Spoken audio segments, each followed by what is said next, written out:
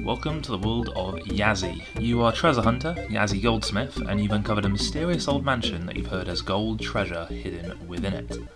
Like many creepy old mansions though, this one is full of many dangerous creatures and devious puzzles to solve. It's going to take a bit of work if you want to get your mitts on that there gold.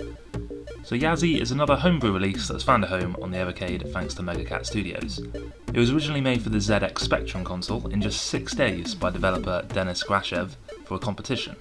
That was in 2019, and it was so well received it got a port over to the Sega Mega Drive / Genesis in 2020 through Retro Souls, and this is the version we've got here on the Megacat 2 Evercade cartridge.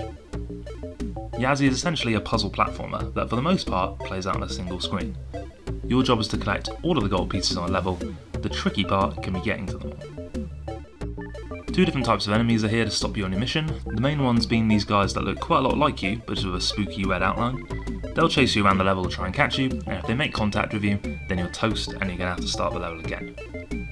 The other foe to contend with are these ghosts. They don't actively follow you around and instead move around the stage in a set pattern. If they touch you though, once again, you'll find your run is over and it's back to square one. You can move around the level to your heart's content, but jumping is out of the question. Pickaxes are going to be one of your main tools in this puzzler, and you can pick these up when they're dotted around a level. They'll each grant you 1 block break, and you can use them either to get to the gold or to crack open a block to reveal the gold itself inside it. Think carefully about how and when to use them though, as some levels require very precise steps to get all the gold and not find yourself stuck. If you do find yourself stuck though, there is a reset option available by hitting the B button on the Evercade controller. You're free to move around the levels with mostly minimum concerns. Fall damage isn't an issue unless you happen to fall into a fire pit. You can climb up and down ladders, you can unveil these walkways to move across, and you can also use the down button on the B pad to fall through them. On top of that, there's boxes at the bottom of the level that will pass you through back to the top, and boxes that allow you to take 1 step before they disappear for good. On top of that, there's also mines you can step on to unleash an explosion that will take out a few blocks at once and allow you to reach some of that sweet gold. Once you have all the gold, the level will just end instantly. There's no need to take it to an exit point or anything like that. So if just 1 piece is left to pick up, you're free to take some more Daredevil-like moves and grab it as it'll end the level even with an enemy in touching distance. There's a lot of different things to interact with and keep you thinking, and keep you on your toes when the enemies are heading your way. Luckily for us, the controls in this game are very tight and responsive, and they're super easy to get to grips with. Other than using the pickaxe or opening up one of the walkways, you just need to use the D-pad to move yourself about the level. The graphics are nice, I can't really fault them. Nothing here will blow you away, but the sprites all look good, they have a fairly cutesy vibe going on. The level features and the backgrounds all look nice and detailed, and everything's pretty colourful as well.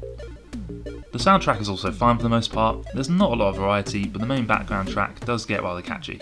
All the little sound effects and what have you, they're all nicely done as well. The difficulty will ramp up steadily. Sometimes it's a case of trial and error to figure out exactly how you should get through a level, but I certainly wouldn't say it's ever overly difficult. Other than the premise that I outlined at the beginning of the video, no further story is provided. That's a bit of a shame, as I'm sure a few text-based scenes in between levels could have fleshed the premise out some more. This is more of a puzzle game than a platformer though, so a lack of story isn't a huge drawback for me, just more of a missed opportunity as the initial premise is kind of interesting. This game is similar to Gluff that I've reviewed from the same cartridge, and indeed some other puzzle platformer titles that Megacat have released. There's only 30 levels included, and like Gluff I did find myself wanting some more to play by the time things were finished. If you wanted, you can complete all of Yazzie in 1 sitting, and I'd estimate it would take between 1 and 2 hours to clear the whole thing. Perhaps a bit more variety in what was on offer would have been good as well, some boss battles could have added more to what's included, and this could have been paired up with some stories of the game as I touched upon earlier. Also like Gluff, if you want to own this game on a Mega Drive or a Genesis cartridge or a physical box, it will set you back at least £40. This Megacat collection on the Evercade is closer to the £15 mark, and you get 7 other games included in the bundle. One last point to touch on is that level 25 has been pointed out in other people's reviews, a level that can't be completed. I'm not exactly sure what the issue is, other than a part of the level is meant to be impossible to get past. I don't know if Blaze have patched this though through an update, as I completed level 25 with relatively few issues. It certainly wasn't impossible for me.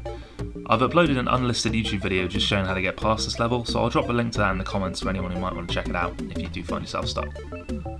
So it's wrap up time now, and I've deliberated on the score here, but I think I'm going to give Yazzie an 8 out of 10. It matches Gluff, and they are very similar games with a few key differences. Both games have great controls, nice graphics, a good soundtrack for the most part, and they are really fun to play with a steady learning curve. The difference in terms of the tools like the pickaxe, the bombs you can activate, and releasing the walkways help make the gameplay distinct enough to make it feel familiar yet fresh when comparing it to Gluff.